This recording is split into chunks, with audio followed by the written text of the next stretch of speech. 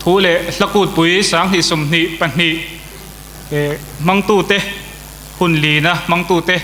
in zawa in chibai kan book chewa when I hear book of the year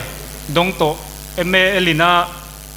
alo than to zong te choi moina kan nei do na chung te ZIAK tu local te an chung te chibai kan book chewa when kan Khuallian zom tak kan Chief Minister pu Zoramthanga le zirlai when local khom zong te in zawa in chibai kan book thar le chewani kai hi Lalvansanga Pautu editor MZP Gen bu kania chuan kan program mangin kan kaldo nanga kan program khu honnan zai kan so manga chuan F Lalremruati nula F Lalremruati an zai anga ani zai zo hian kan host zong nu ni pachuau kan som haldon dia F Lalremruati ilo so mangu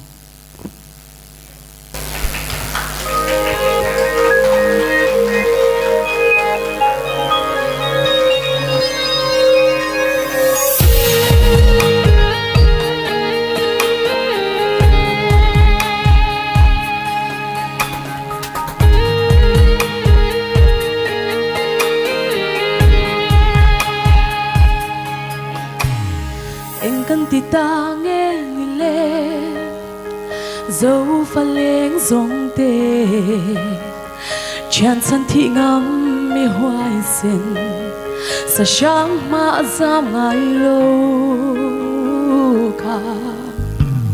xoan ở đầu ra tô na cần ra mây đó nem người lên bay đeo lâu mày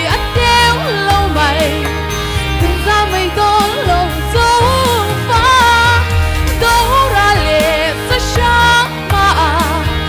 ra mai lâu và từng nhìn lắm đi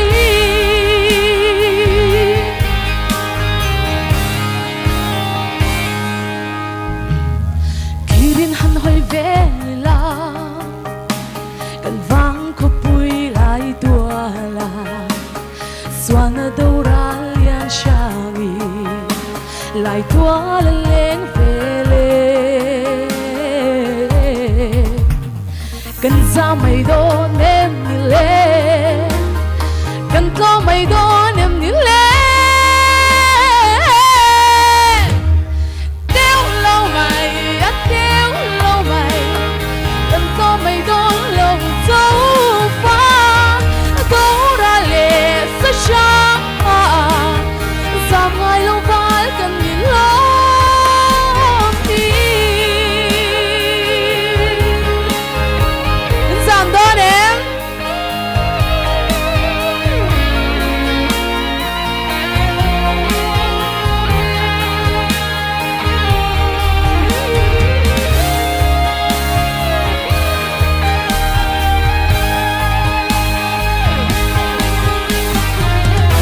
thân ta cần là ôm vì thân ru tia áo hi lại cùng bè ly lâu trên bao sân đồn em đi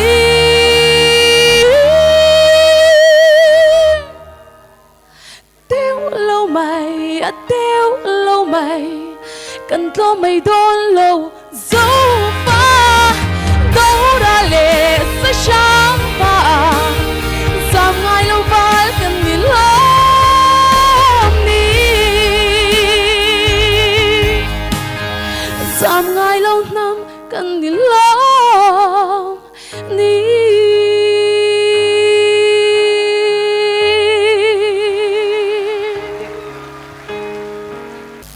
Lalremruati haron chap chakop maya ani hi azai satre ani lova MZP ya hian serchi blama hian shwai tu ani ti kha kan beltel du ani voina thu le hlakutpui kumsang ni som ni le patni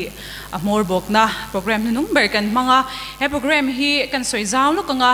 MZP hi adin tir hian amalak na masaberle athil tum lian ber te jinga mi chu literature lama mizoten ma kan son theina na malak hi ani a chu chu shia in kumsa kha zakwale sumunga pakwa khan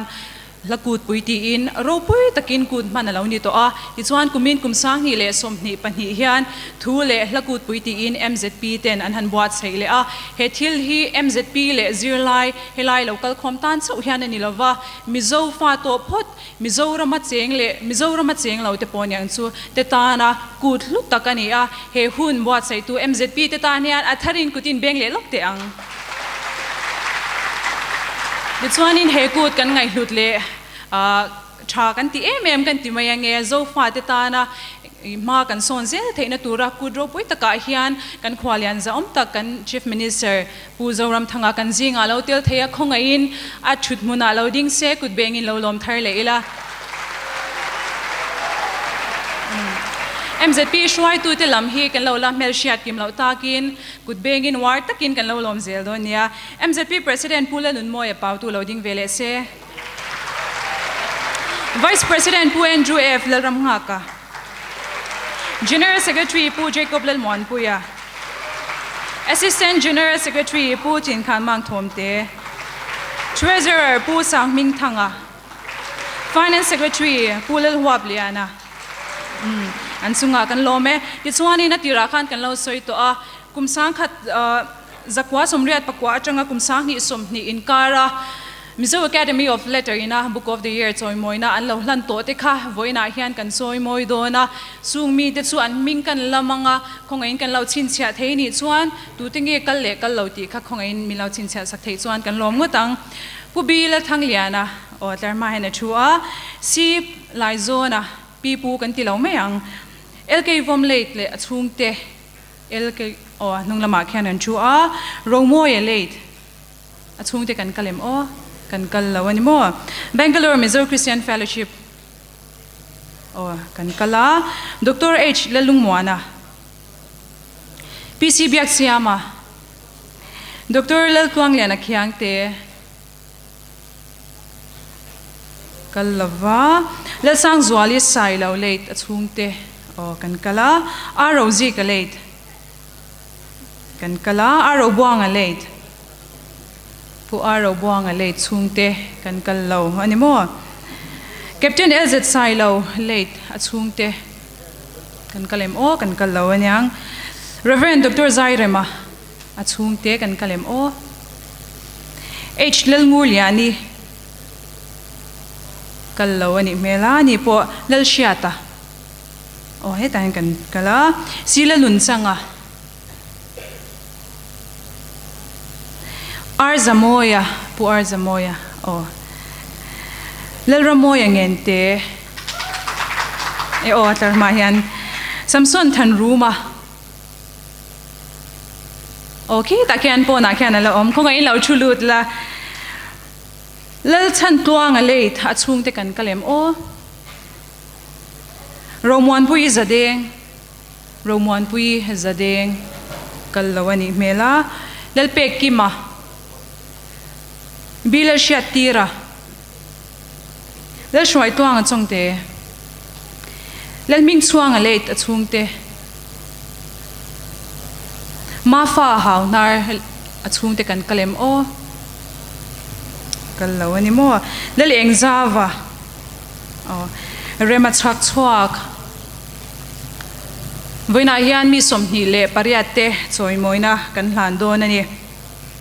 Value Chain Development for Northeast Region chuan lo nei tu te chu an kham khop ringot thar lova sumdona tling khop farming kalpui turin ma alakpuia lo nei tu te inzom khom tira farming hi ezon natlak le inha natlak achan tir hi an tumbokani lo nei tu ten India ram chung le pon thlenga shal chwa tlak organic thai an thar chwa theinan ma an lakpuia tin chu mai ba ka chuan mizo marcha ai eng so thing le thingpui a te hian brand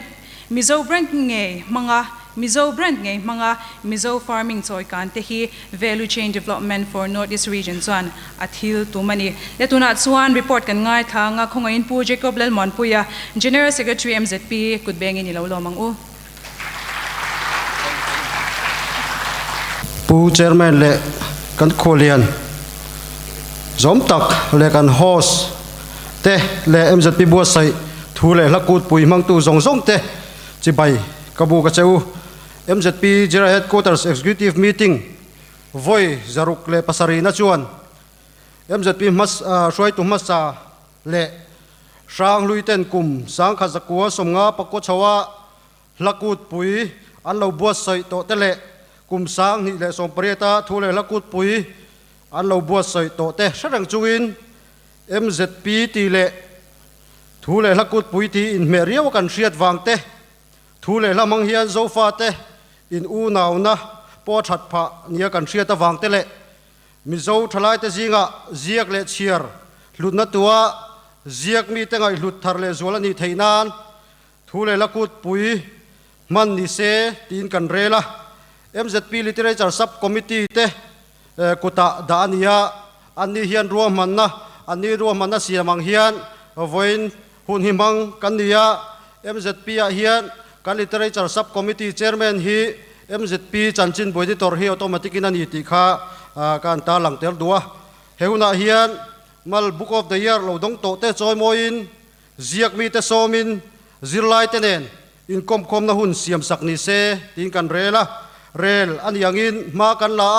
August ni somni pathum le ni somni pali sang ni somni pani hian vana pa hola hian thu le lakut pui nei mek ania thu le lakut pui program hi hun lia thenin August ni somni pathum nimin khan hun khatna le hun ni na lotling takin kan lo mang to hun khatna hian Dr. K Beichua Social Welfare Department Minister chuan Khuallian in Minmanpuia ziak mi te komna nei chun zomania heuna hian Reverend Chow Chuamate pusi chuan vora pulal hriat te puzil sang ki mate komna hun kan manga zirlai kal khom ten kan lok pui hlea hun ni na chon nulama pulal chan damaral te School Education Minister chuan Khuallian in Minmanpuia ziak mi te komna nei chun zomania heuna hian puar lalrona pubilal hriat tirale pulal rammo ngen te komna hun lok thak tak kan mang le void August som ni pali chomalam khan thu le lakut pui hun thumna chu lo tling taka man le ania hun thumna hian purobat romoy roite tourism minister chuan Khuallian nin min man pui le ziak mi te komna nei chun zomania PB walal zari te pusila nun changate professor aral thanmoy te pubilal thanglian te komna hun kan manga zirlai kal khom ten kan lok pui le ni he kan kut program a hian kan ruai tu masa kan sang hlui pulal thang fa la te pu Israel to na te hne na tagin message kan donga report dangka pek chun zom main pulal thang fa la message hi ka share chokanga pu Israel to na message ve thung hi chu audio ania wangin nakina hunrem changa kan play nge mei tura ngai la athage thu le lakut pui sang ni somni panhi MZP hi thu le lakut pui MZP in thu le lakut pui ni somni pathum ni li August sang ni somni panhi hian amang don ti miron shila thutle ma zong ziak turin miron som boka kalom hle mai kum sang kha zakwa somnga pakok tro bar thla khan MZP chuan lakut pui alo bua sai to chuti laya MZP kan president chu PHK boy choka ania keipo ho tu te hnung zuin assistant secretary min thlang ve chu kut puya tel tur chuan chuti laya la pho thiam ladam aizola tanga lalutuk lova omte chu kan soma chung te chu anu paddan in dot nioma ka hria danin oi thangpa zachana arel kamlala CZ huala vi hola romani van khama le ro ku nga te an ni he kut puya hian obi le committee member te chuan chanvo kan in sem thlia midang chanvo chu kan threto lova kei oro chu oi thangpa hla te a huwa satur le ama oi thangpa po aizol cham chunga lo boi pui tu turin kan ho tu ten min da chu lova chuan drama chu kut puya hian bua sen rela chu mi bua sei chu kan chanvowa anda tel boka ti chuan lakut pui chu lim takin October thawang lai khan kan manga oi thangpa danglam dan chu chople chila la chang han phua mai hi ani khang hun lai khan motor lat lema kon puya tanga oi thangpa local na tur motor po chu aw mai lo wangin kan ho tu ten oi thangpa suai turin zip antira oi thangpa kut namun government mizo high school alo thlen chuan ti hian hla phuata MZP Gen la sual ngai lo khomwal long leng motor ru na oi thang pa sen me lai tha in min hruai vung vung a han ti tamaya chu ba ka chuan MZP kan ho tu pa po pakhat puzemal soma than pui pa ina oi thang pa chu lenga puzemal soma fa upaber than pui chu heti la hian no sen duam tak nin chuat laya a thu thei to a oi thang pan a han mu chuan laya choi ang a thu e mel tha i lal than pui sial som man tur piang e chantling dar bang moya leng turin a han ti le a mizo la phu thiam ma sa te khan la thu moi tak mangin ol sam takin hla an sam chuak thina an lat thu po amoin ngai no be thei hle mizo hi thu le la kan hau satial tiala thang thar thu le la phu thiam po an pung tial tiala thu le la hi phui sui turin MZP ba ka pol sang sangin thei to pan suwa boka hei wang hian UNO peng pakhat UNESCO chuan mizo tong hi India ram north east a tong tam tak ral tur zinga telma se pol sang le sarkar thlenga thei top chu tu te wang hian mizo tong hi phui sui chho zel a be seom hle mizo tong hian danglam na bi riau aneya thut luang tlampa ngai kan neya chu ba ka chuan hlathu moi tak mai kan nei sang hi mizo tong ti ho sa tu le ti moi tu an ni la thu moi deuh hi la phu tu ma sa te kha chuan an la chei moi nan an mang deuh veka an suang to na ril ru le mitha an mu ta chu kan suang to ve thei le mitha kan mu ve thei la thu moi takin an ron cham chuaka sajuk ti mai aya tan la siam sheu thang ti te le la thu dang tam tak chuan tun ma la phu tu te hla ati moi zual thin tu lai hian la phu tu engemaw zat kan neya alom om hle tu lai la phu thiam te hian la tu moi tak tak mangin la phu tu ma sa te angin an la te chei moi sela an la thatna ati moi zualang soi tur tam viau ma se soi sen ani chuang do lova kan soi le du sham ero chu la phu tu ten thu moi tak tak an mang thin hi Christian nen ain hoi san reng lo MZP ho tu te le thu le la kut pui mang tu zong te chi bai ka bu ka cheu Mizoram tana in thil ti tin renga pathian in mal som cheu se lal thang fa la sai lo ti ni a tula hian kan thu le la kut pui hun lina amor bokna kan mang me ka book of the year dong to te pual ti la kan soi sual om love tun hun be ka chu wa hian mal book of the year lo dong to mi som ni pariat choi moi tur kan neya kan choi moi tur zinga hian chatuan ram min pan san ta te anom to ba ka taksa chak lo wanga helai mun lo thleng thei lo te ten an chung ko ayo an ma chung ko ayo ten ron tir ponom boka kan choi moi tur ten hena hian choi moi na thu ZIAK kan lan don boka tin hol varanda khian le khaburo tling tak tak phauchua ania kal khom ten a en kwal rang theya a lei tur lei tum lo tan pokhan a en shrim pokha a thei ani he kan program min lu sak tu te le kan som na ngai poi mo lo tel kan som big te school le college zirlai te le thu nei tu sang te in chunga kan lom hle a MZP bua soi thu le la kut pui mang tu zong ten kan kal lam ai kan holam kan lok zok ngei kan be sei tlata du sakna kan in hlan ani kalome pu Jacob Lalmuanpuia General Secretary MZP chunga lom thu kan soye chumhalama changkhan college te school te enjoy omna kan dong na sa kan lom le mai ti chuanin abik taka kan som institution lam hi college ming kalam le school ming kalam apian te hi aum angang khalo ding ta ula ikfa university kan la ommo khongain kan van lo mem khongain kut bengin lo lom zelila je than kima college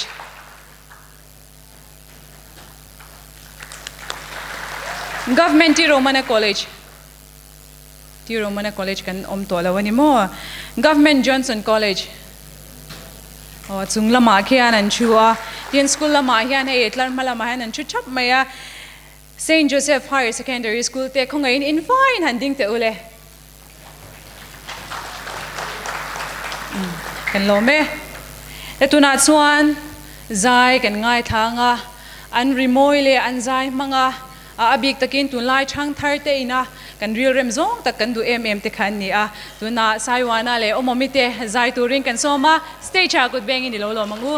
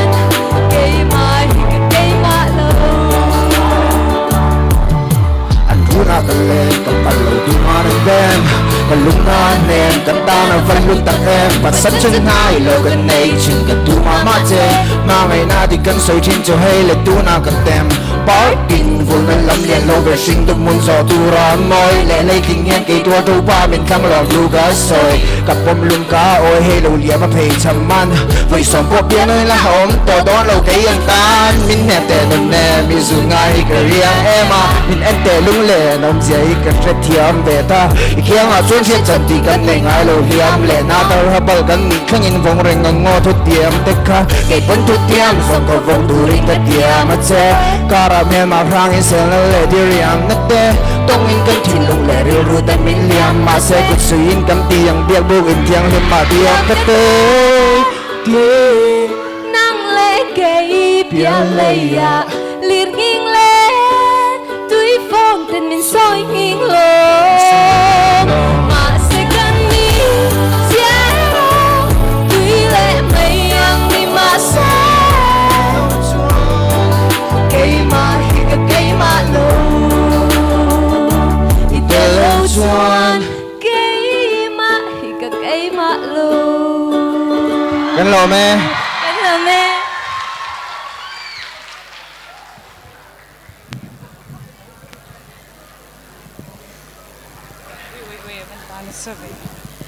Saiwanah le Omomi te kan valom em anung lam pe chu in chop chuak che balom ki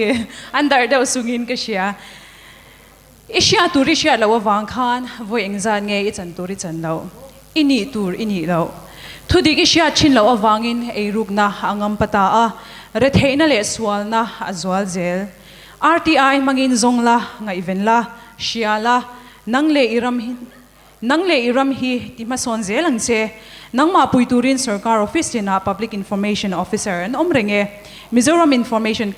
Commission New Capital Complex tuna chuan Thusawi turin Lalnunmawia Pautu President MZP iloso mangu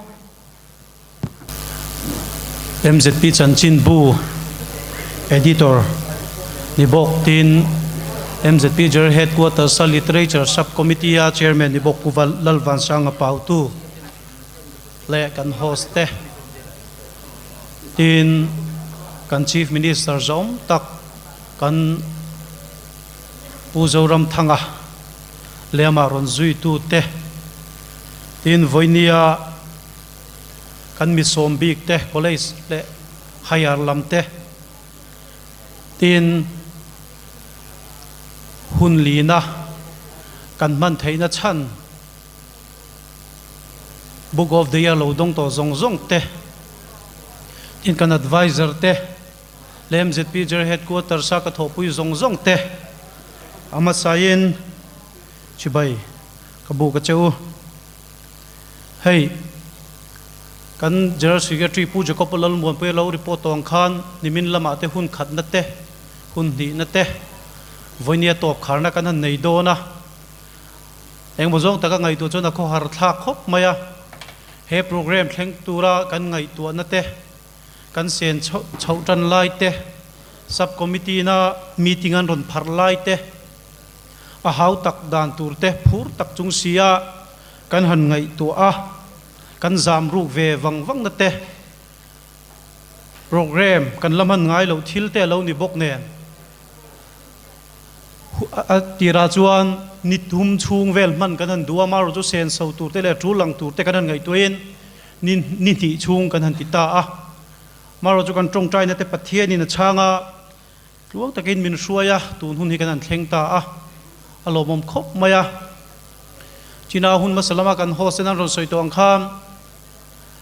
MZP hianin adin chan sirlai te le kan ram le nam ta na ti rual hian kan ram kan nam boral tur te trong chung chang te literature chung chang te thil sanga aniang sarkar te le thil diglo ti tu te do tu ringa da pol din ani lova kan ram le nam kan culture te ven him hi atum ber pakhat ania chutiang chon kum sang kha zakwa somnga le pakwa chomhalanga soita kang khan lakut pui loman ani to a alok tha kan ti khop maya chanchin bu le khamikuma literature la kutpui kan manna laya chanchin bule newspaper sanga chua te kha tun huna hian higher te high school ate college le university a hian zirlaya tel aloni ta a chutiang chon voinia kan thu le hla te po hi ekti khunai mo chuan zirlai bu a hian tel le ngei te po kan be sei ania kumsang kha zakwa som ngap le pakwa kan man nuwa kumsang ni le som pariat khan mang turin kanin buat sei le a puma fa ho man kan tuma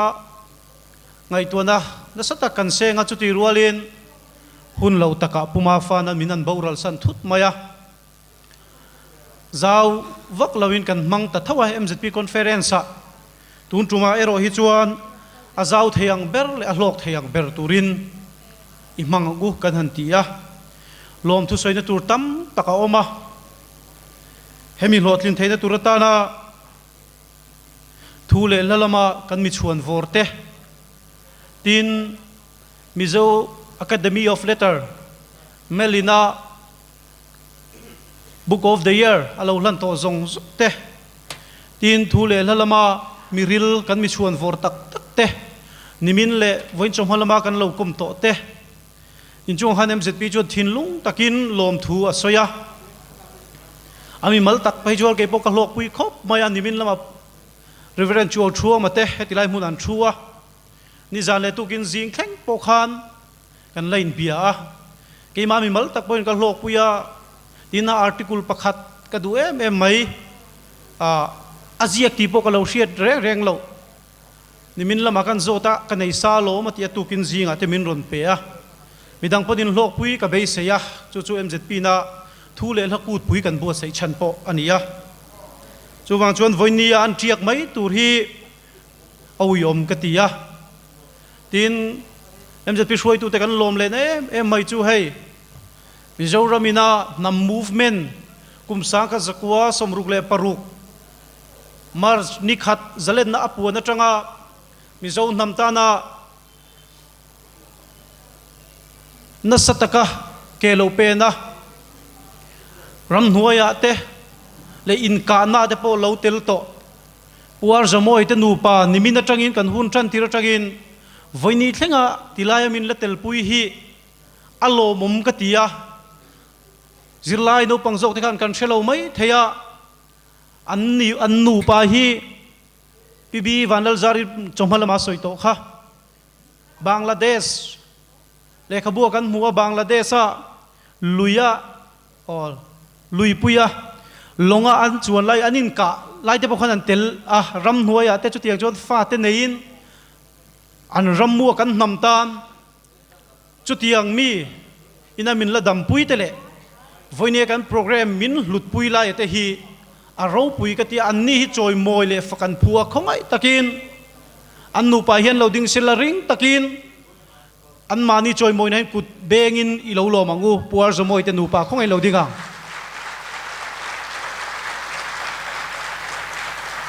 voine hian in nu pa hi kan choi moi chowa kan za chowa nang ni wanga voine hian state puitling te nia tin nang ni wanga moi taka voine ka din chei theina te thamuang taka kanom theina chan kan sipai ri nom te zinga mi in ni ti kan sia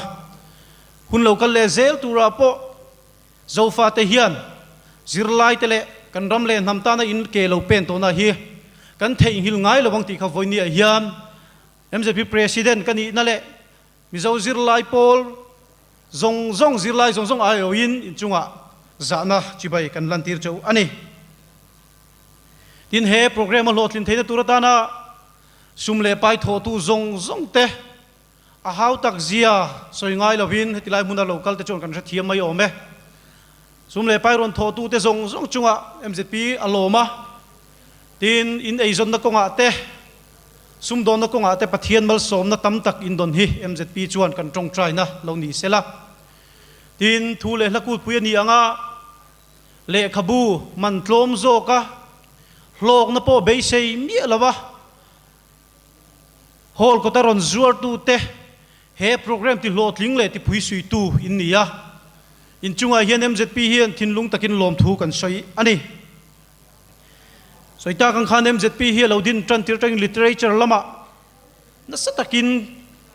ke ape na kan thu le hla von that ko nga te kan thu ziak tu te ngai san na ko nga te inzir tir na kan nei thina chutiang chuan zofa te mun sang sanga kan oma hun masalama kan Khuallian te na soyang khan zofa te Myanmar te Bangladesh te Assam te mun sang sanga kan chenga chung ho min phuar khom tu berle u naw kan ni na lai ron tilang tu berachu thu le hla hi ni a chu wa chon MZP point zo face te buat sai thina zo face te buat sai na ko nga po u naw trong in ang lo tam tak mun sang sang tren kan kal khom thina ni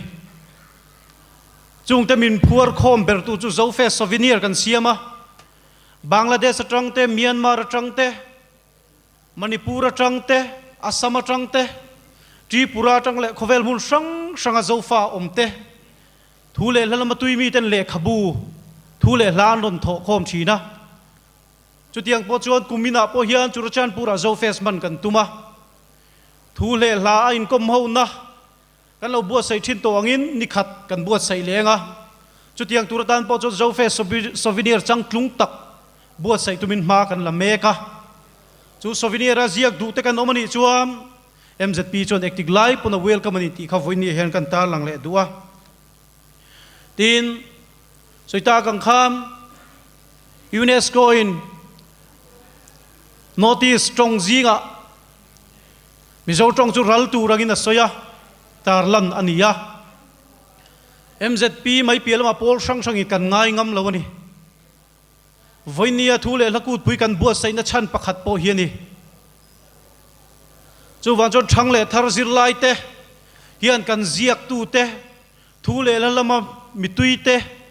kan ngai san hi ahuna an phuang tok choi moina kan hlan hi angai tak zet ani chutiang chuan MZP pon na satakin tranala a World Book Day te kan sia dan phei chuan Mizoram a phei chuan amang masaber nin kanin sia kumina khan World Book Day kan mang nge nge ani chu wa chon thang le thar te hianin voinia kan program man chan ber pakhat Book of the Year malina lo hlan to zong te hi in thiam na te in fin na te thu le lalama in ril na te hi in mutluk puyanga mual min liam san mayang ti hi kan hlava chu wa chon in thiam na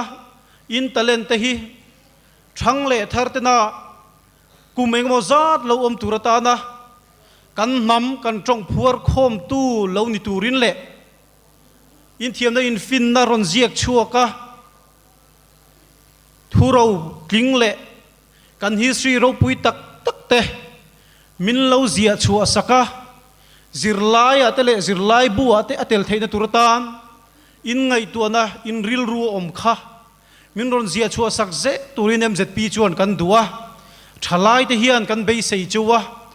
voinia po he program kan man chan hi ani chuwa jon thalai te hianin kan ziak tu te kan ngai hluta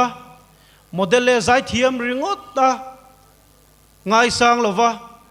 pathianina kan u te kan nu le kan pa kan pi le pu te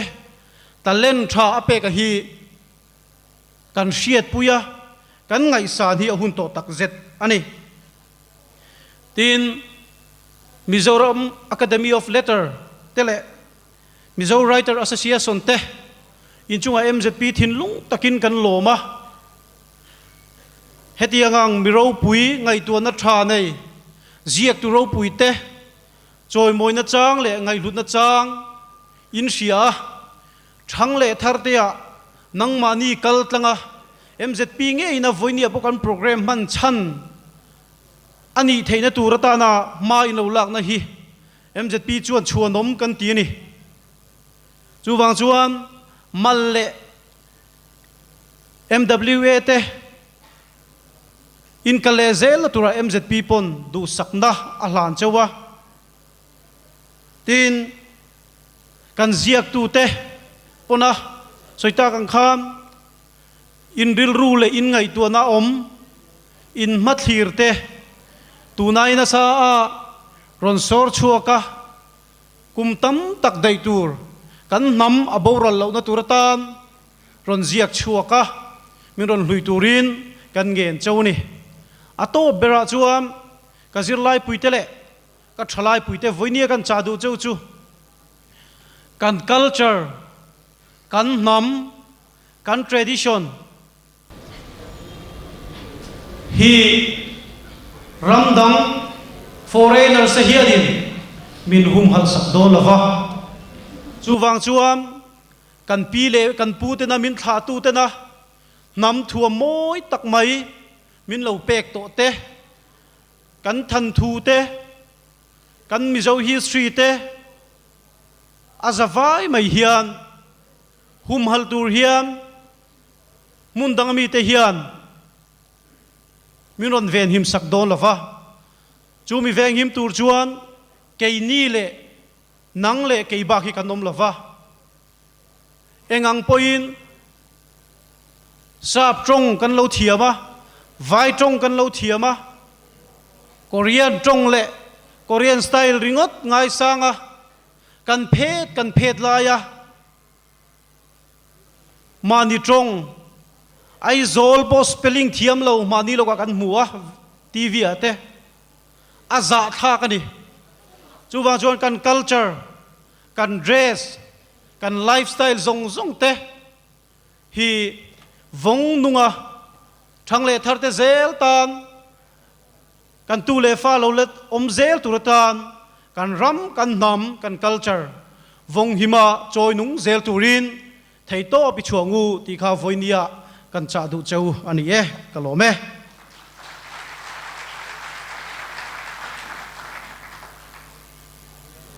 Lalnunmawia Pautu President MZP chunga lom thu kan soye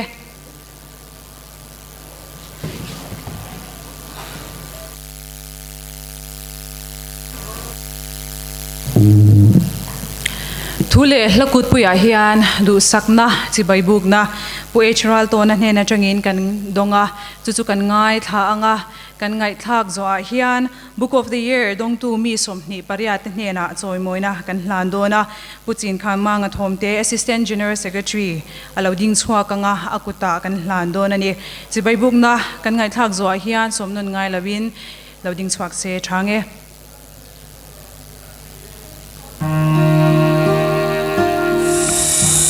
MZP KAWMNA kalau ngai ludwe mem chin le bran sa te headquarter te president kalau ni vena chin yanin la kut pu de mong don ti ka riet hen kal ru tok tho e maya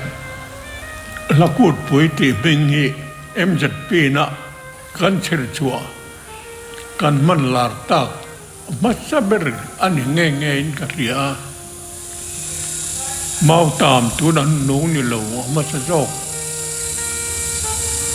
MZP president headquarter ajola kani lai nge chu nen la kut pui ti wen la pu thiam chu ti la ya mi tena thon thuai mo kan ti lai to hial la dam jong ka kan ko khoma oi thang pa tanga puwan khama te hun thing kanen chu ni nan la ten du ber kan than tira an la jinga mi pakhat kha saturin group kanin siam boka chumin thia chu tira chu la kot pui chu tu te po khanen kan lut sak maya se pai lamo sar thing kan hun kan siam saka kan ko chu tatanga akha to kan la kot pui ti hi MZP lo point ko ran thingin kan nei chota kan nge chu wangin naro pui tak mai le til ti thei tak til poi mo tak mun poi mo tak lua tu wani chou te zeli kalom tak taka tun tuma MZP na anan bua sai le poi kalom le maya lo tling takin mi la ti ngai lo thu le la thiam ten ko ko ma an ma ni tong ka chok nge yan ngai thak le mi pui riat turan han choi na hun siam sak te hi thil om tak nin ka rio om muna ka lo lom em maya lo tling nge ya tan po han ka du mani chu tunan la ko po han kan sai ve chun na ni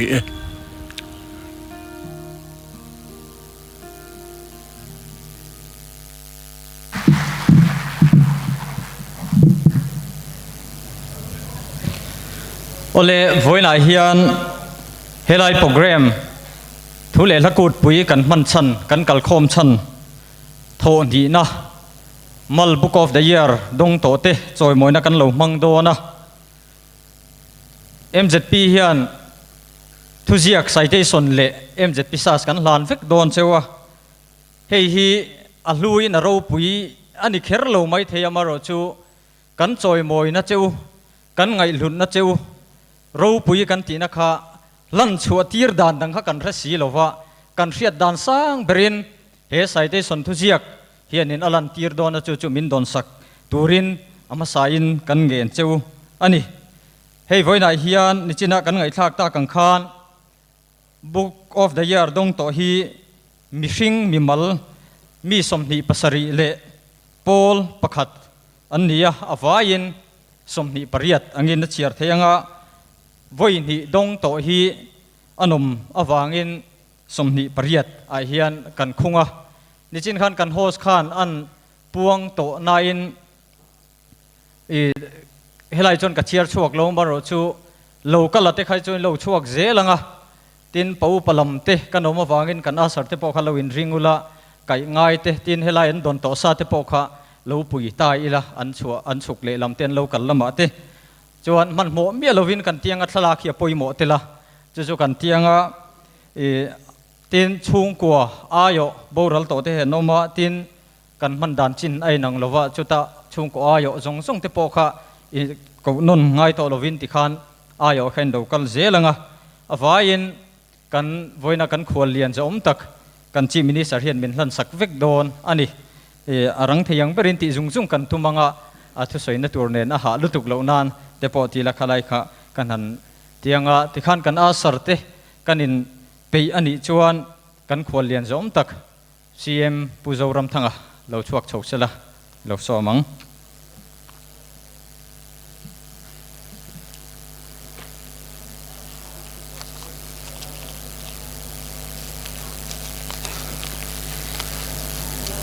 tian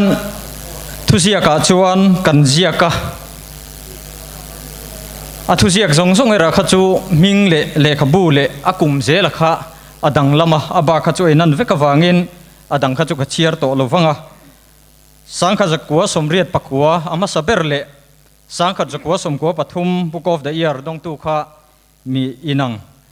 pu bilal thang liana ania wangin hi ka chiaranga ba kha chu ka chiar to lovang choi moina pubilal thang liana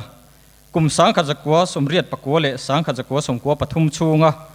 mizo tonga le khabu chuak zinga i le khabu ZIAK kalung kham le mizo literature chu mizo academy of letters in book of the year atan thang hi kan lompui che in kan chuang che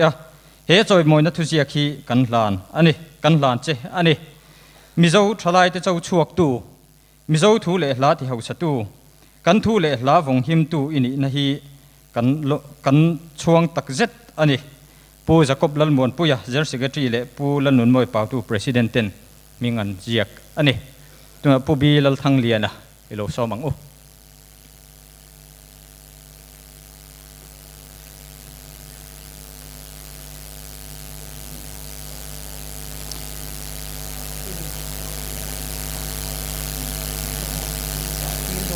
ba tikhan man mo vut full lovila kan kal khom chan berani khamo tikhan kut ilo wengang u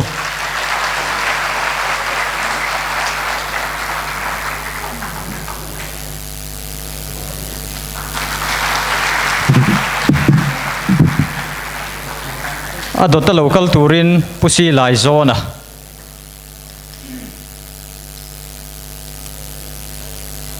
ani hian sangkhat zakwa somkwa a manga izuali ti le sangkhat zakwa somkwa pariata anita ti atangin book of the year adong ani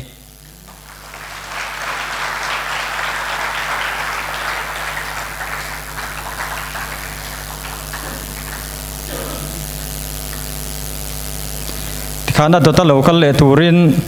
puel kei vom achung te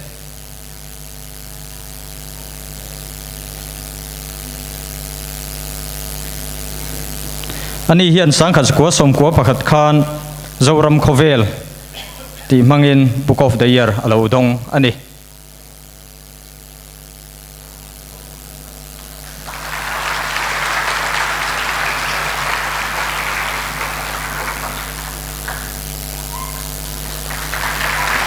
adota local le turin romoya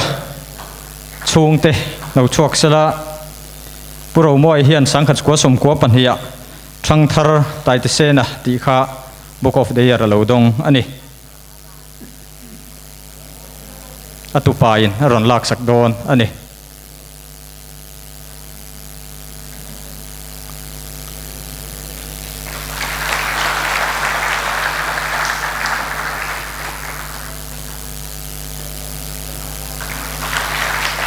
adota local le turin kum sangkhat zakwa somkwa palia book of the year kumza Christian Zofa Tempapak ti Bangalore Mizo Christian Fellowship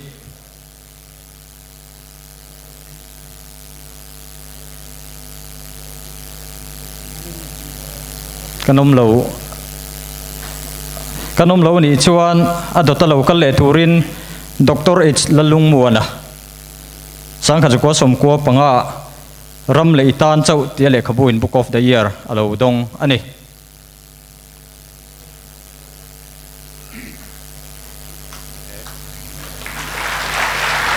kut lo beng zel le war takin kan lo ben sak zel don ya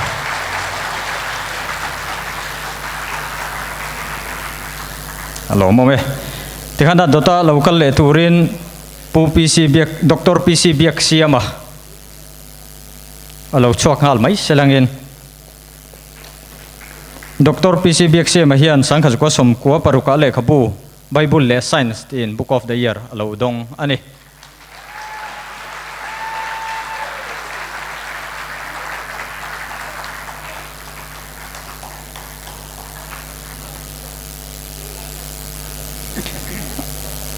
Dr. Lalluanglian Khiangte Chinkhanmanga chung ten lo thleng lova kanom ewa elamatang hian ani hian pasal thakhuang chera sangkhat zakwa somkwa pasaria book of the year alo dong ani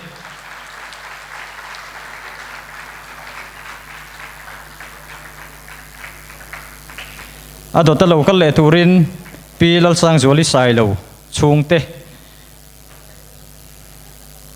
ani hian sangkhat zakwa somkwa pakua tlom velo Lalremruati ni ti kha book of the year alo dong to ani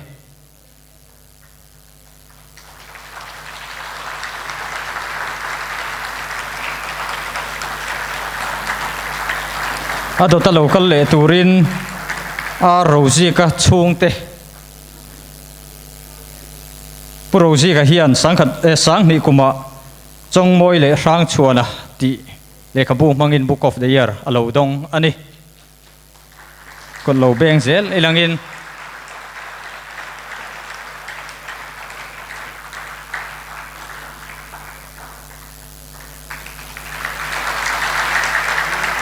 adota local turin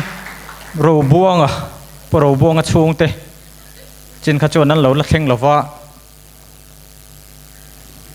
ani hian sang ni pakhata ka Khuallian kong ti mangin book of the year adonga local remchang lo ani ange captain LZ sailo sang ni panhi kuma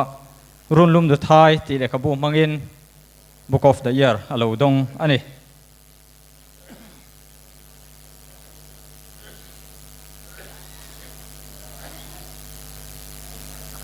kon lo beng ang le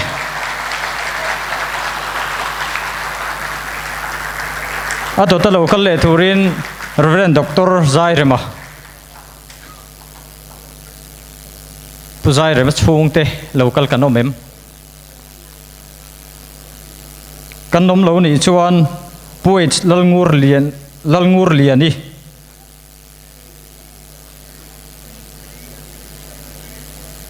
PH lalngur lian ni izokani om lo chuan pulal e on lo chok thlai PH lalngur lian hian sang ni palia zorin pari ti mangin book of the year lo dong ani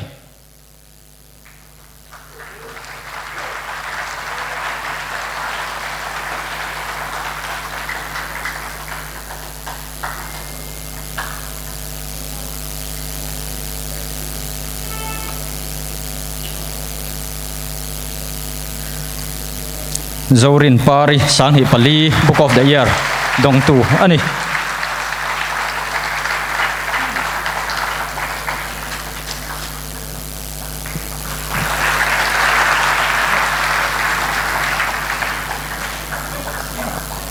ato ta local le turin pu lalriata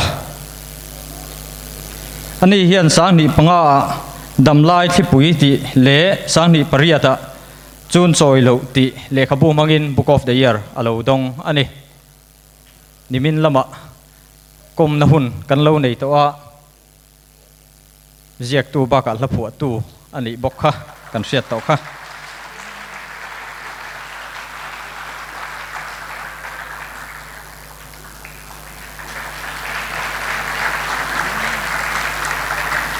pu si Lalnunmawia ani hian sang ni paruka pasal tha tenin hunung ti le sang ni sompanga kol kil pi lam tluang ti mangin book of the year alo dong to ani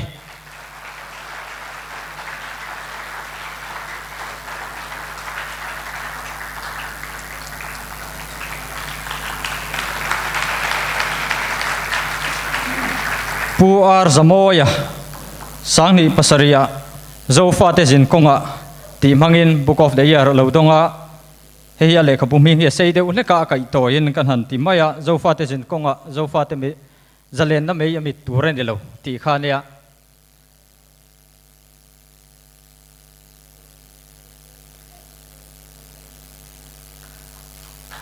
makati lo beng ole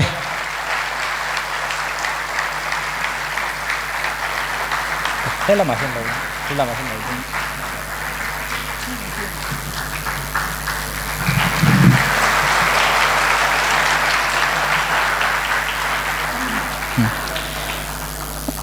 pu Lalremruati ngente ani hian rinte zun leng ti mangin sang ni pakwa khan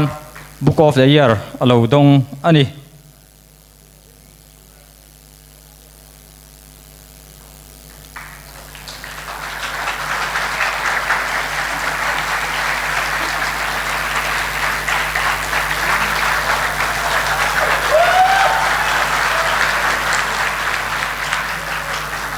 adota sang ni soma book of the year dong tu samson than ruma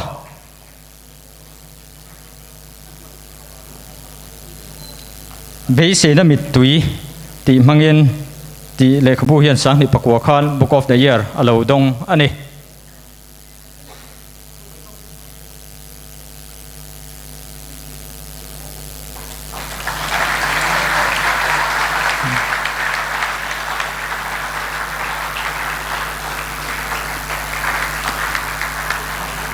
adota lalsan tluanga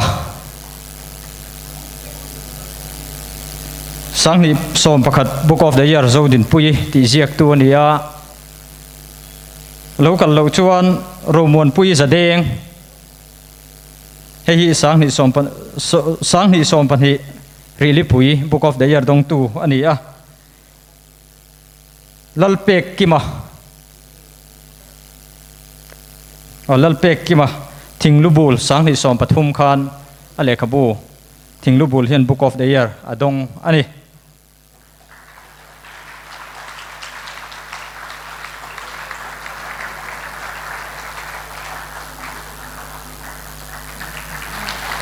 kut lo beng ze lilangin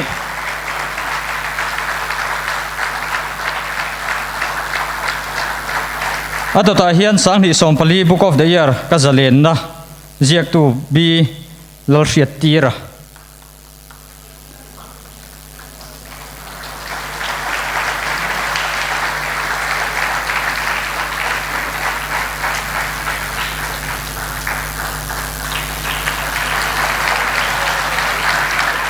Adota sang ni som paruk aizolar ti le sang ni som ni pakhata namro puite u thoru le ti le khabu Book of the Year dong tu pulal hruai tluang chongte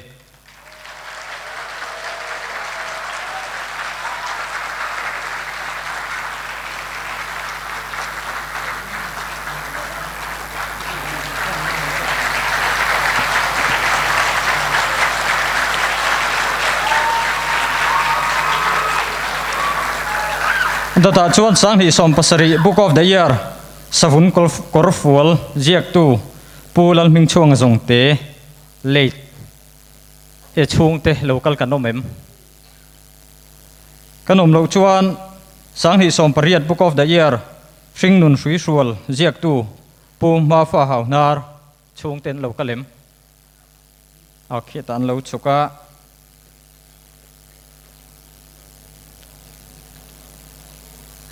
hring nun hrual hrui ti jok tur nei khalai ka kan han siar hrual zawa in mingai damna han nge hale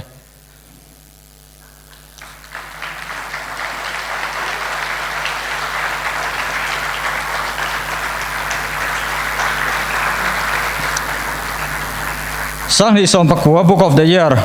falung ziak tu la leng zawa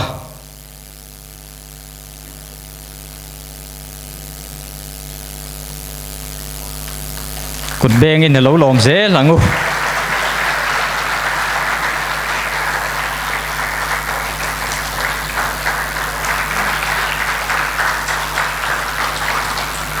sang hi som ni Book of the Year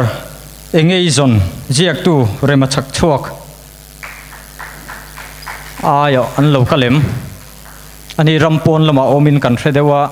chan ayo pon ron tir lo ani ange tisong kha tilai voin chanhu kan program pui ber Book of the Year choi moina kan hun man theite ania kan Khuallian chunga lom thu kan se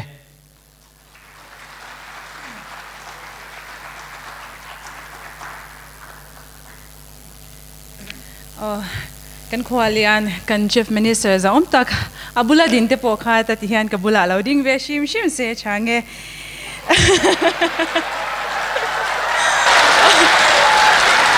Kavan lorem ikan soy moina kan phalna mun kai choi tu Chinkhanmanga Thomte Asst.General Secretary MZP Gen thu kan soya likha sibai bukla kan ngai tha koi cha to na Hqrs retired man train kan ngai tha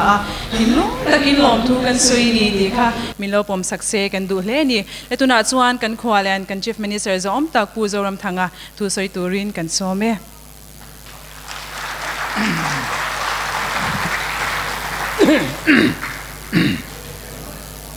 Ole kan chairman le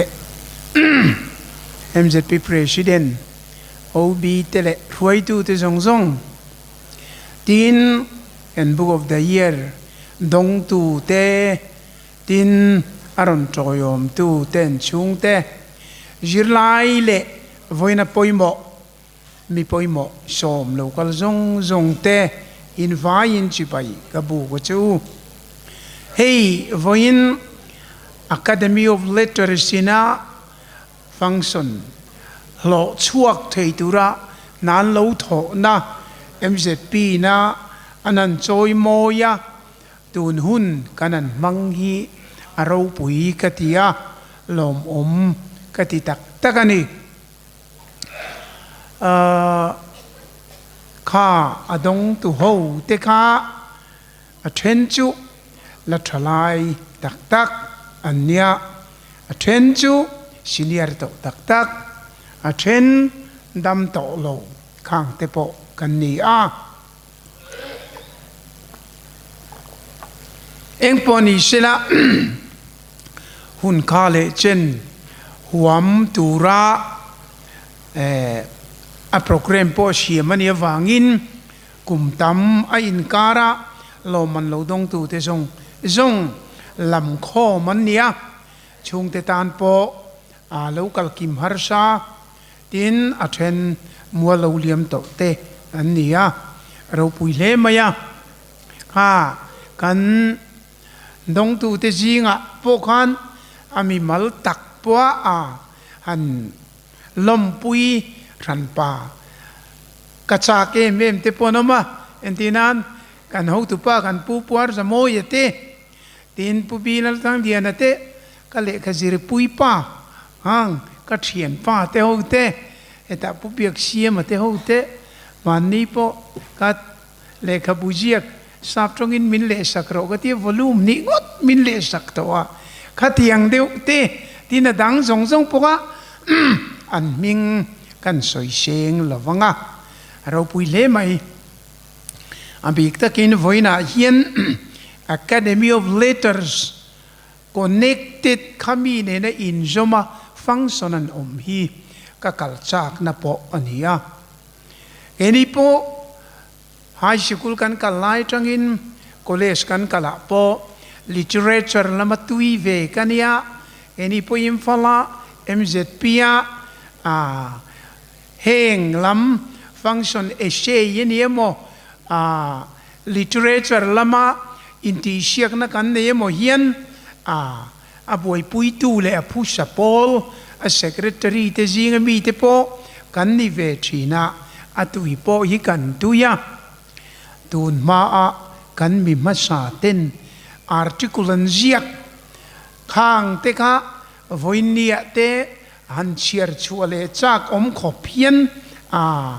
กังไอตัวน่ะพอเฮียนชัวจ้างฉีนะบีกตะกินกันเราเรียกจุMZP จันจินบูที่ข้ากันคอลเลจกันไลฟ์เวลที่ชวนLRMข้าตากัน literature เละทูเละลาชัดตักฉีนะกันเรียกเร่งจูบักขัดปุลลฟุงนาทันปุยป้าปุ่มปุเจมัลสอมันarticle รอนเจียกเตตุนจุมจูอัตยาหันสอมากระชังเชลิตุกกะเจียกเตงังลวันนี้ที่รอนชานะ article ค่ะการิลรัวเย็นละเร่งarticle อาเจียกฟุ่มเฟเทโลทูท่านปุยป้ามิงไอดำรอตีนิตาอินกัสยาข้าตาอาเจียกเจียกกันตุมาเฮลายะจุมีลุยทางมวยตักสุเตียงกะทีร์ลายินอันเตียอาฟาเตอุปวันรัวเตเตดไลนินเลกันบังรอนรีตุตะดาร์ทลังปะขจุตะเกจวยะอันบอลเป็ดเปรินอินทารุงตะกินนาปังลาวกะละกัลบอลลากัลเพลิซาละเตียarticle ชุนสมเลนตูร์ทีมเจียกะดตาเจียจุนกาฟาเตหูจูอันรอนินไก่กัวเพียอันเบียงอันมิตุยเตปวลวนนั่นละสูรนิวนัว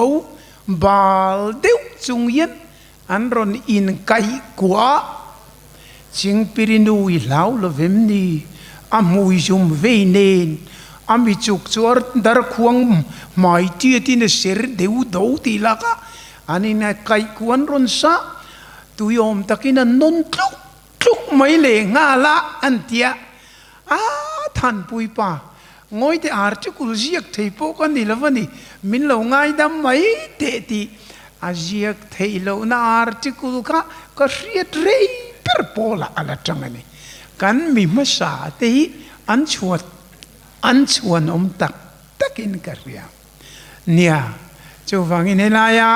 นิจินะกันตรงเนี่ยตู้เบรอินเงี้ยหันช้ำตาค่ะท่านปุยจงจางทัวแต่โอยทั้งปันชวดลายชวนหัวลายจอยมังชูลัลเมลชาลัลท่านปุยเชียลสอมมันตูระเปียงฉันทิ้งดาร์บางมวยเลงตูรินอันติงาลใจกะ เราปุยกะเตียนทีปุยเจมัลสอมันตาโอยทั้งป่าอาเจียกนั่นแต่กะกะริลรัวเฮียนสังก็จะคุยสมรุกเลที่ชาวเวลมีได้กันเนี่ยเราเร่งชีนะจู่วังอินทูเลลาละมาเฮียนกะตุยเวมาเสละกันดานเลกันนุนดานินข้าละมาข้ารูเตลตะลูริมมายาเพรดารสูตาหลายคนว่าเฮ้ยโอ้ยทั้งปันก็ใจรุ่มvùngขวดินฟังนู่เรากีรถยังเดวินกันนั้นกูกีรเวเลจบปะที่เห็นฟังสนเองวัติตีนกันลุงเล็งเหลี่ยมต่อนู่ข้าเองนี่เขาปุ่งทั้งด้วยมิตรคุมหน่วยแต่ควงเป็นสนั้นปดชัวก็เตียงเดียวกันอันนั้นปดชัวจบเวเจลจวนเนี่ยจูฟังอินทูเลลากันเฮาชักนัตคากันหันลักโฮมะเราพูดเอ็มเวมายากันนำไงตัวอินอารอนเบลชาวเจล่าจิรไลโพลเตมัลเตM.A.Lเตอันนี้เราเล่โพลเล่ Association รังอินจอยมวยนัดจังกันนันเรียหลุดนัดจังกันนันเรียเฮียนนี่จีน่ากันเชอร์แมนนี่เรากัน President MZP President เต็นอันสยังคานมิโซนำกันจงอาติฮาวสากันลาอาติฮาวสาเฮียนนักินเจลาปอนำอ่างมินดินชัวพิธีร์นัตุรีนัชตะกินมินหุมฮัลนี่ตีกากันสวยดู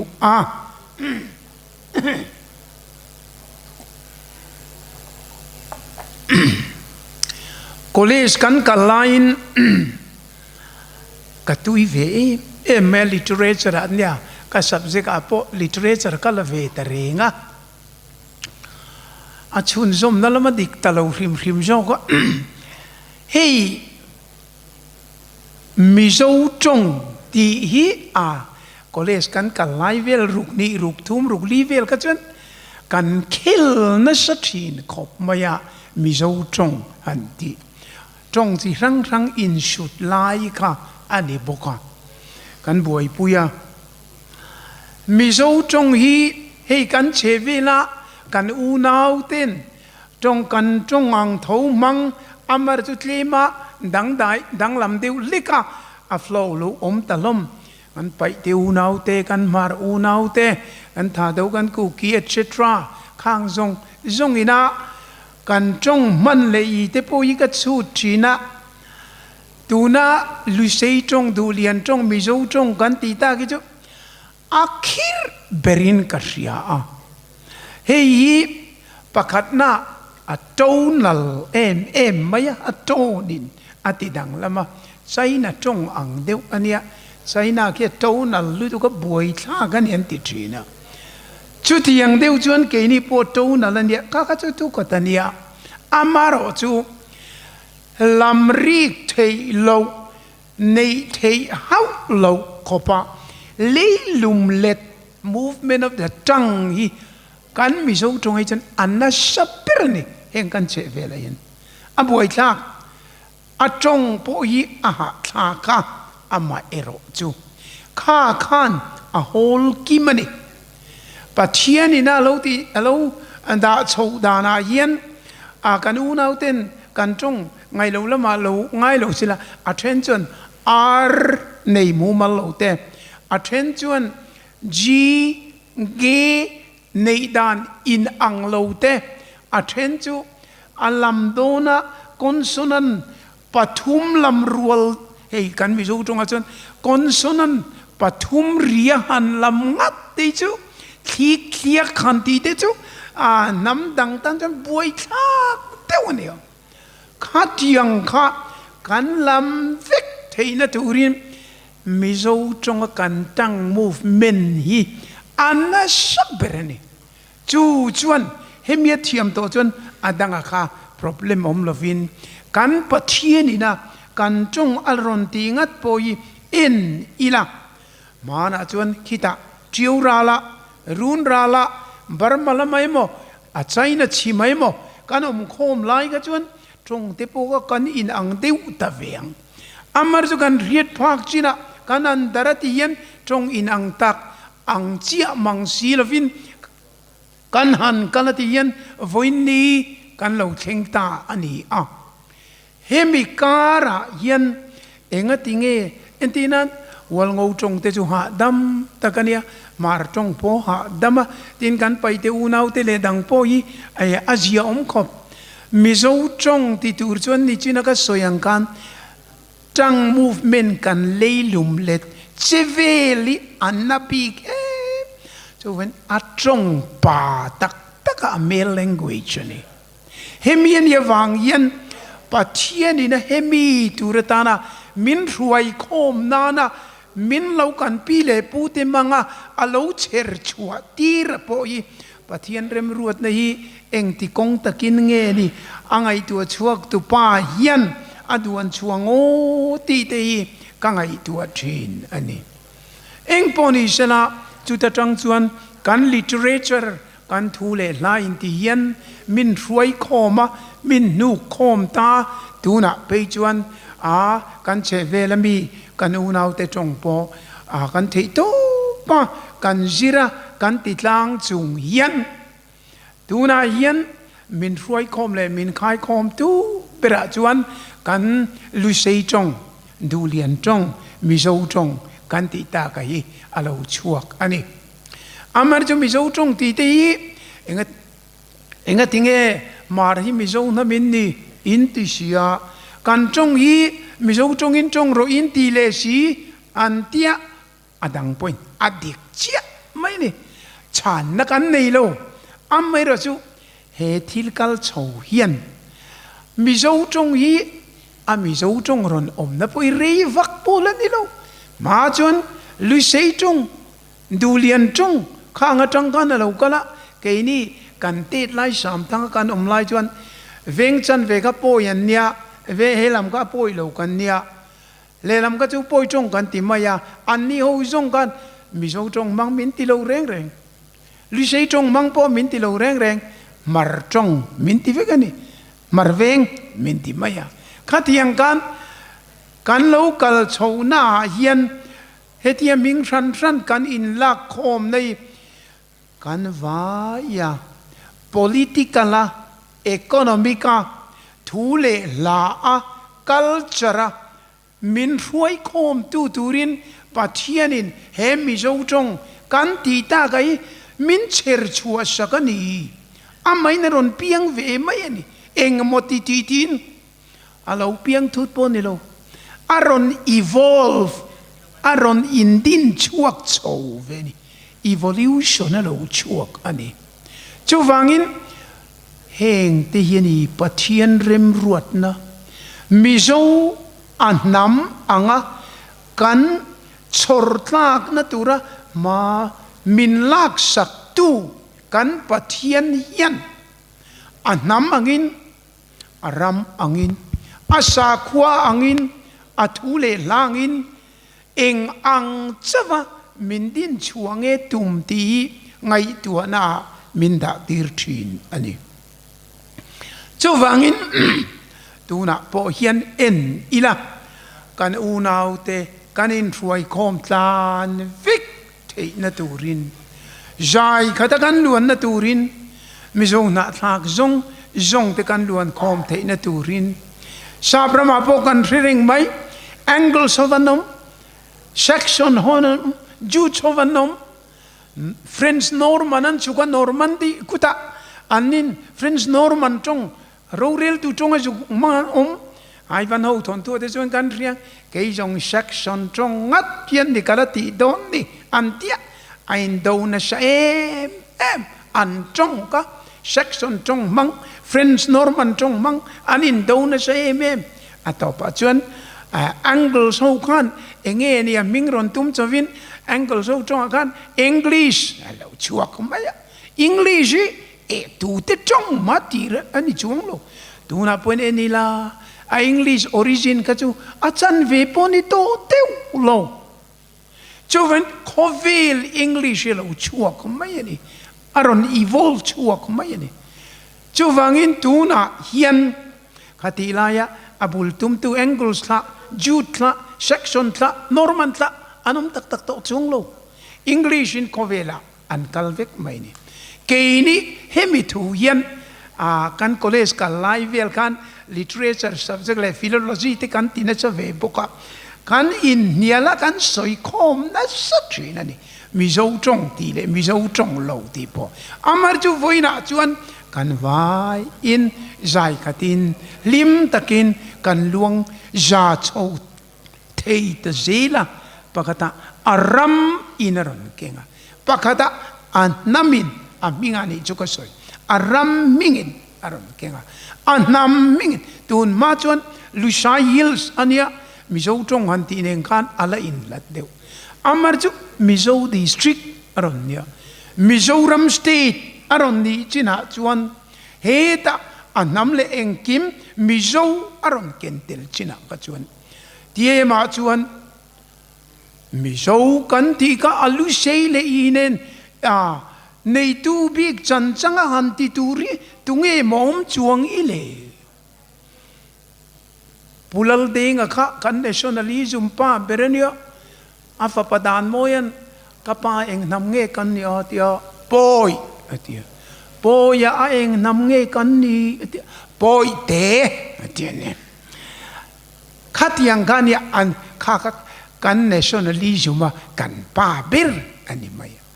a cabinet te ka han enila alu se barpo kan reng reng lo nam yen ala ran te lo reng ani chu wangin tu na chuan thisin a zompui kan ni na tu na pe chuan Christian na nen min la khom ta a nam movement alo kala tu nei chuan kanin unaw em to Manipur la maniamo Myanmar Burma la maniamo Bangladesh la maniamo anilo le Tripura site aniamo kan seve la some site aniamo kanin unaw na yan tu ma du lova hila til danga soipo kanom to lo kan puitlinga kanin zom khom trato mai ni chu wangin heng ti kan thu le la kan literature ina min phuar khom de te po Korean film a local chuan mizo tonginan leta Korean trong thiam kanam silo mizo trong the dar na thata ka alo ni le ta zela khatiang kan chu wangin kong tin renga ka ngai tuana omachu voina hian ma narun ra la kan omlai siap suap vel kan fen lai khang lai le kan ron pel thak deu ke ni kan tit lai te point kan ngai tu china visi than masak berian ka tel via samtanga ka tel ve ti la nau pangte kan ni o vote kha pangalai men run king sia sie pusang murakan bom khata khan avain thak turan ni lovania bom ko pangalai ani hungbok sia bom khata pakat zel kha thak turan ya atia visi than masak bera samtanga akan ti dante ka kasia an ril fia chena pusang murakan fia thei hian a relova atopa zau chongin tila zahau pol nan thei tiam bom kha pit ki pi pakhat zel thak dinga si ka an ti chon kan chiang kor men chu wangin khata changa in cho pol na salu tu ka kan nia kan local chowa voina chuan pum khat thadeu mai kan han kal ta ni akar hi ahla tak takania chu wangin alom katia miso zir lai pol hian thu le la hian apul chan na chuan a compile ala khom a phua khom tu chuan en contribution hi anna saber mai om mange u kati MZP Gen chin buani to chuan chiri kan chak thei em article thatak thu thatak takka atam em mai ni voina po hian a champion pui tua heng zong ngai lu tu le min la khom tua an la tang hi zir lai poli Khalaya kan in urzel tha kati kan MZP riat chu tun ma zong chuan zirlai te welfare ngai tu ba ka thu le la hemi MZP chanchin buti kan asoi zo vik mai kami ka kan symbolize ani MZP ti hian chu wangin tran na tha abul tran na tha in tran to ka voina kumtam taknua in chun zom zela voina in kan Academy of Letters kan Book of the Year dong tu te hetia Chawimawina athito tenen lam akum upa kalli thilo tenen lam Chawimawina in han tiang ti arau pui tak takin karya meng poni sela sap thu fingin pen hi angun nam ai chuan thilati theizo ka pen is mightier than the sword ti ka aloni ji hei kan mudona ni kan te lai chuan sa pho chuan Shakespeare hi Indiaram pumpui ai chuan kan du dai zo kan tian tia mak kan tia kan soi tu na hian atak adik ji kan ria Shakespeare omya lovanga lola omya lo ni sena Indiaram nei ta zo te tila sa pho chuan du long Shakespeare hian khoveli a dominata sharp ho an lallukuman arshita ro puishinga atil tap mai ni chu wangin voina hian kan thu le la heng zong hi kan ram min zom khom tu politika min zom khom tu economy min ruai khom tu kan culture min phuar khom tu kan sa khuana po zai khata min luan tir tu ani chu wangin nichina khan tu tenemo an soilok khan mizo hi chu an chong hi nakina laral tur zinga mian yang an ti kha tu na chuan nichina kan la satu tena an sakang kan THU lo mai ani to ring out me chu wangin north east chuan hei kanan kal reng hi mizo nam kan ni chuan dik tak chuan an nam ang chuan tluk lo ina min en vek to ani north east yan naga in min da nuai teu lo Manipur in min da nuai teu Meghalaya in min da nuai teu lo Assam ho in min da nuai teu lo a society a community ang chuan kan chung nung chat mai ni tin sa khuana ni se in ila Indiaram missionary ankal KAWMNA mizo foi tu te beklek la man clear trap mai ni Bible Society of India ina antia adang zong tho zat deu tho ke ni state teriu ten kanan ti mai kan ruai lap mai ni chuan apia lama yan pathian hian hemi turian a ruai chuak turin kong tin renga min duani mania ka soito na ga so zarwal deu ton NGO le pastor wal local ne na ka thu soi chuan ke ni mi zo te hian rem na siam turin har satin reng kal kong kan lo shoot langa chumia chuan in local theinan Joseph anai guptara mama ruai angin mizo te rem na siam konga in ma kan ruai ani nang ni le ke ni yen hemi khochak rama yen chanchin thasila ma ruai tu tura pathian in min ruat kan ni katia ka soi ve na sa chu wangin ani po ka thu soya hallelujah om chun ka riat ani an hallelujah na sakop mai ka zuk soi du chu pathian in a mizo nam min din dani hei kan mi thiam te le chut mi te hian sap trong takin meticulously in chut khom taula adof tel ai in rem khom dani mak takin ai in rem khom se voina po yen in ila India ma po muntina champion tu tur kan ni nalai atam sa khuana pe chuan ka soyang chia kan bek the kan clear thu mai ni ke ni ro chu he tiang lam ngai tu tak tak pon om lo chu wangin voina nam anga inral lo nan chi anga in rallo nan ka du zong le ka thu soi ka thil ti du hi zui je rau ka rong bol tu lo ram le nam chuan bo ra lam atika kan bo ra lo ve ti kan chou je nei a rong bol tum tlat kan nei na yen kan chong kan la kan nun kan economy kan engkim min siam chovani chowangin enge ni kan mi ma sa ten tui pui ra la changin mi ngowan lo kalanga thuan ron soi ngan thu soi chu lo ngai tha ula kan fa te in din chu na turan yan ti ka khamiang jui kana kal chou je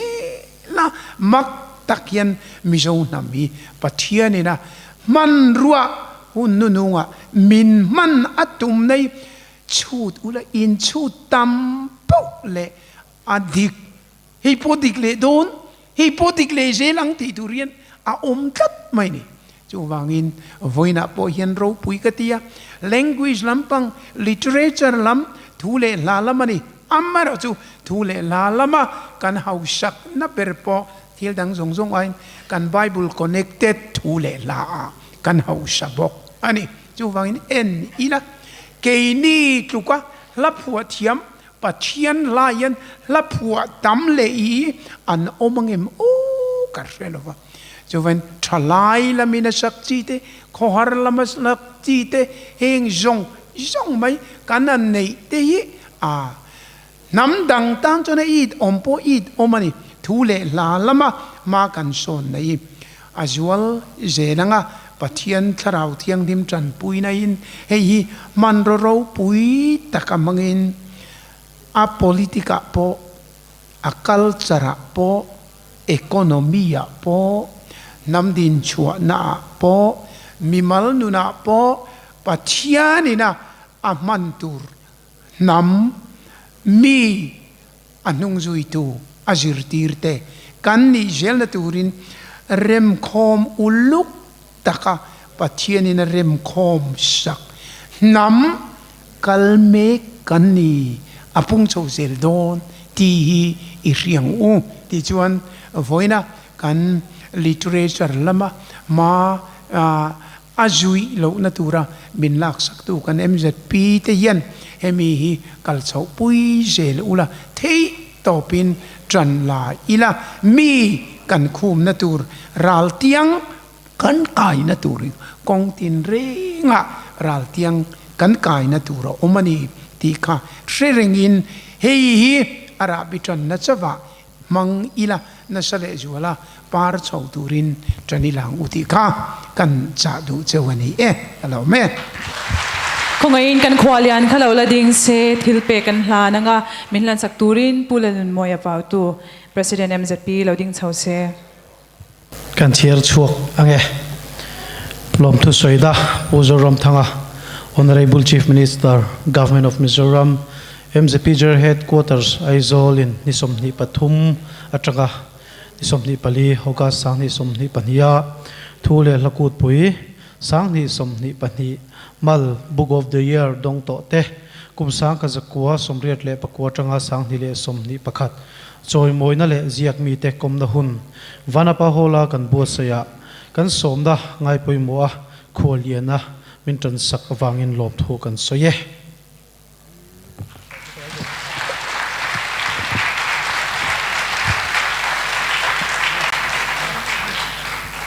kan lome letuna chuan zai lam kan hoi ve le thunganga min ron thap thaboka tirlama khan Lalremruati zai turing kan soma war takin kut bengin ilolo mangu kut bilau ben puitel don ya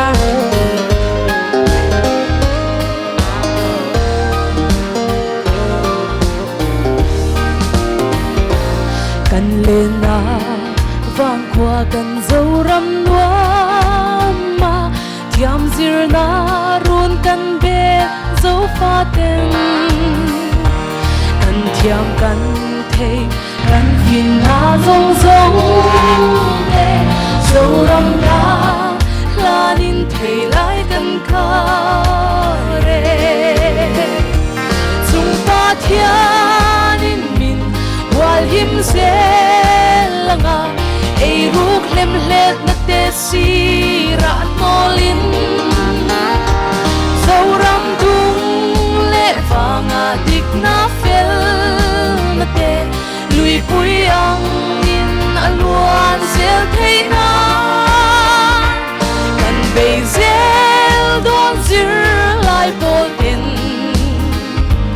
hey hi ani kan thupui General hi zak na ani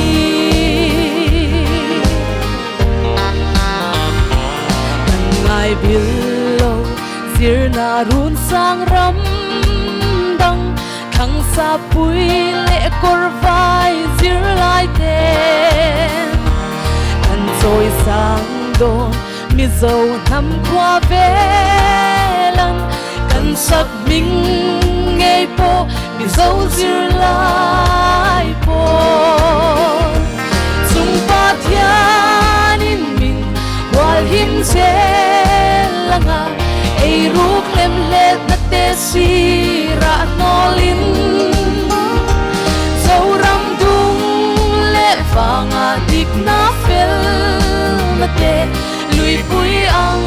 in aluan sel thei na kan bezel don zir lai bol tin hey hi ani kan thupui General hi zak na ani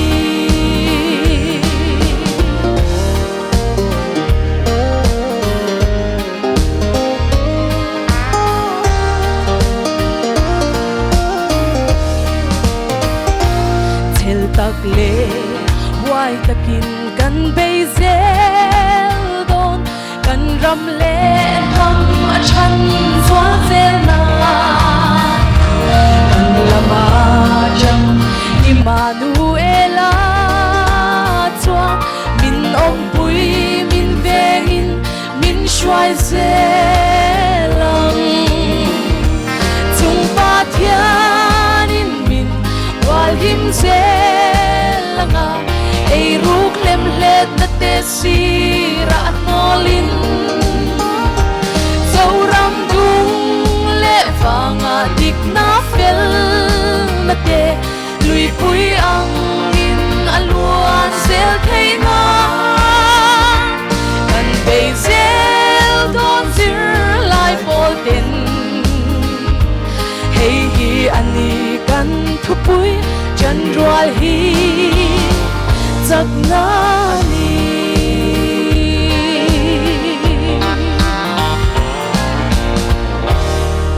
Hello me